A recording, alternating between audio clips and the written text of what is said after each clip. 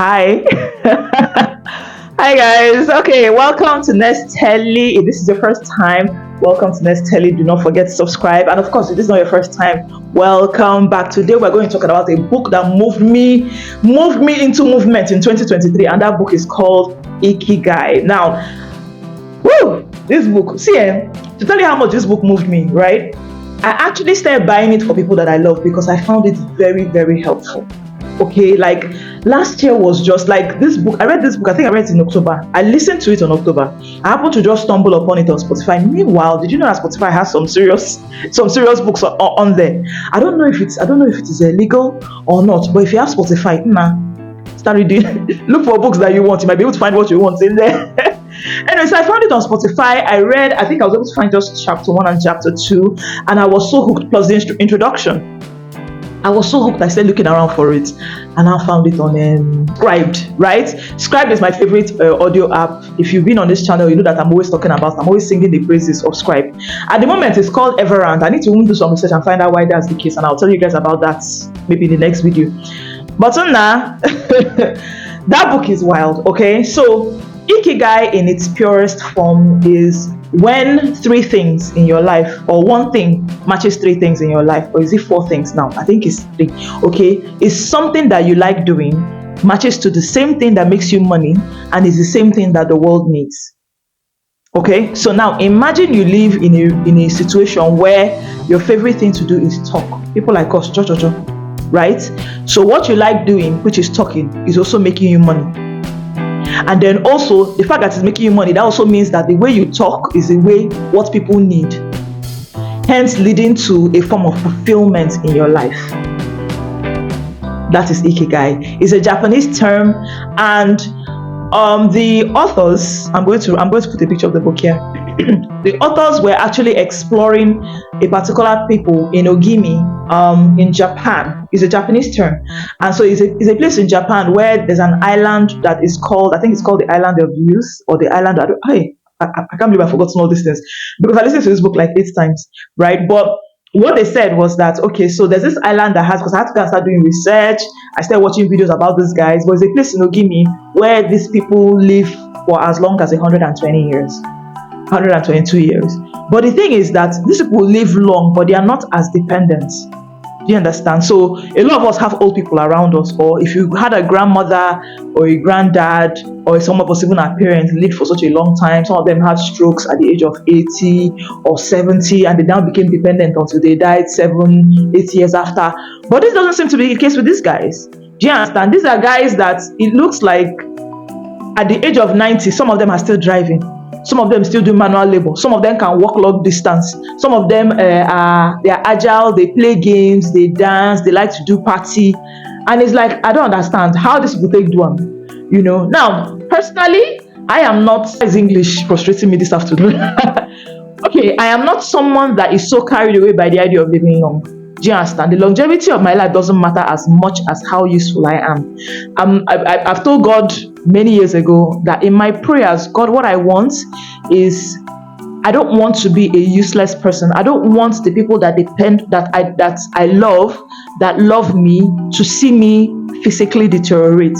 Once it looks like I cannot function fully as a human being again, please be carrying me, let me be going. That's what I want.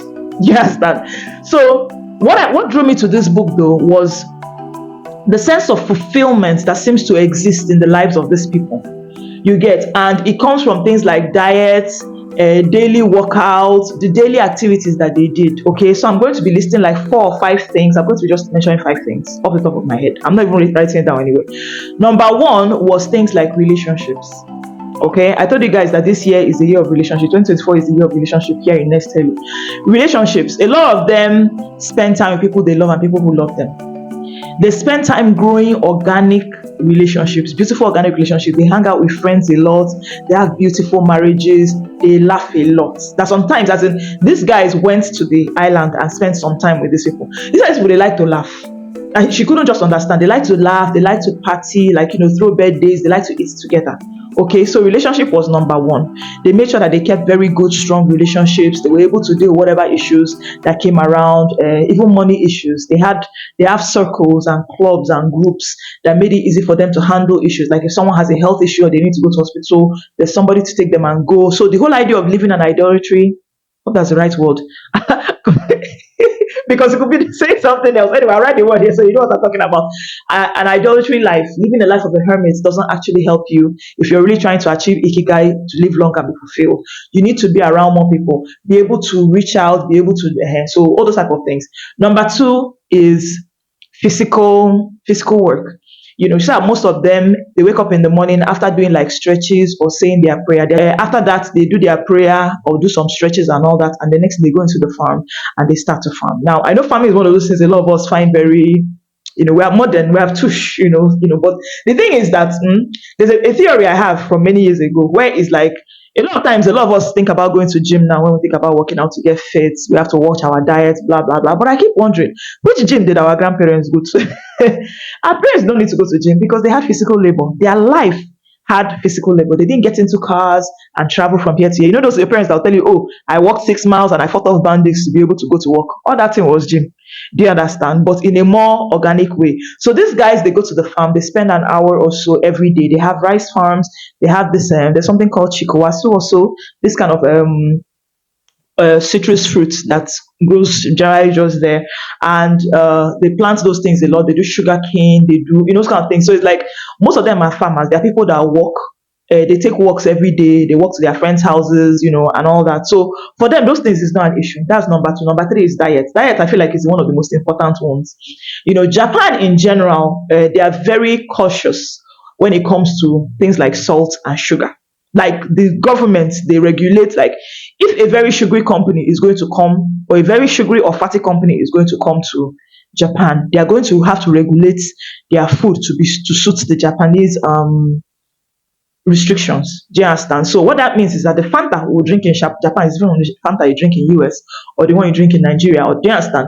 It likely have even less sugar. If it doesn't sell well, carry your business and go. Carry your business and get out. But you cannot be giving people a lot of sugar. So a lot of them eat a lot of fresher stuff. A lot of these older people that are like 90. Said that the youngest person that they met there was like 88. But you see that one is like the small boy. They send him on errand. He run and go and buy things. Blah blah blah. It's crazy. Anyway, so their food, and they eat a lot. Interestingly, they eat a lot of small portions, and all that. And their food, they say, is eating the rainbow. Do you understand? You eat natural food, and then the color. Imagine you can eat all the colors of the rainbow. So they eat things like, what's that thing called? The purple garden egg, what's that thing called? Eggplants, yeah. So they eat the eggplants, they will eat tomatoes, they eat eggs, boiled eggs, they eat salmon, which is where they get their reds from. They eat cabbages and carrots, lettuce, green is plenty. So there's kale, so it's like when they eat, their food is like, it's usually, is a lot of small things like that. And then they drink a lot of tea. There are different kinds of, there's a black tea, there's a white tea. All those things are more indigenous to them. But I think that if it's one of those things you want to try for yourself, you find the one that is indigenous to you and try to start making it work. I'm not in any way saying that, you must go to Japan and or you must go and get the original Japan. That's something I think we really love in Nigeria. Once you just hear something is raining, what is raining now is Peruvian something. Everybody run and go start looking for Peruvian something. Actually, no. You'll be surprised what we have available here in Nigeria as a Nigerian. Okay, so number three is food. Number four is healthcare. Okay, a lot of times, whenever they have any form of little discomfort, they try to go and sit to it immediately. They don't let it fester. A lot of us, we have headache. Oh, I have a headache. Just sleep. I have a headache. Just drink water. There's sometimes you now do it, which you're supposed to do, by the way, for 3 days. If you look at your aspirin medication, say if things don't change in 3 days, go and see a doctor. Some of us will do it. And for the past 1 year, I've been having headache. Well, why you allow yourself to have headache for 1 year? Okay, I'm exaggerating. But don't do 1 month. I knew somebody that wouldn't even stress herself. I think I'm not going to doctor until it gets very bad. You're wearing your system down because your body is doing extra work, taking care of one thing that they should be doing somewhere else. Okay, so anytime you feel any form of discomfort and it's lasting a little longer, past 1 week, try and see if you can get tested. Try and see if you can see a doctor. That thing was very, very important. That is number 4. Number 5 is their work. Your work has to be something that gives you a state of flow. Now, a state of flow is a whole conversation that needs to be had. I don't even know if I should do a whole video about that one. But a state of flow is something that when you're doing, you're not having to watch time when you're doing it. Someone like me, I can sit down and chat with someone. If you're willing to hear me, I can chat with you for 2 hours. I will not feel like time has passed until I get a reminder I'm supposed to go and pick my child from school or something. You get, find that thing that, and it's not something passive. I imagine you sitting and say, hey, me, I like watching TV. No, we're not there. It's not that what we're talking about. Okay, we're not talking of something that keeps you passive, that makes your mind passive. Something that keeps your mind active. Some people is reading, some people is walking, that's taking a walk. Some people is jump roping, some people is driving, some people is, do you understand? There are different things. You get, they talk about people like brush makers, tea set makers, ceramists, all those type of things that people actually do need. Those things, your mind is actually where you grow and die. You get, there are people, like if you think of major places like the Holocaust, all this is mentioned in the book, where some people died faster than the others. Some people died from, they just lay down and died. Yes, if they were extremely horrible circumstances, that's for sure. But the people that had the stronger minds survived. If you think about it, some people die of broken heart. Do you know that? Some people die. I remember someone once told me of somebody who was duped. A man was duped, and for the next 3 weeks, he couldn't get past the fact that he was duped, that he was so depressed about how he was duped that one day he went to bed and just didn't wake up. And that when they went to wake him up, they found tears in his eye. He was crying and cried himself to death. The strength of your mind is where the major cocoa is when it comes to being young and being vibrant as a even when you're older.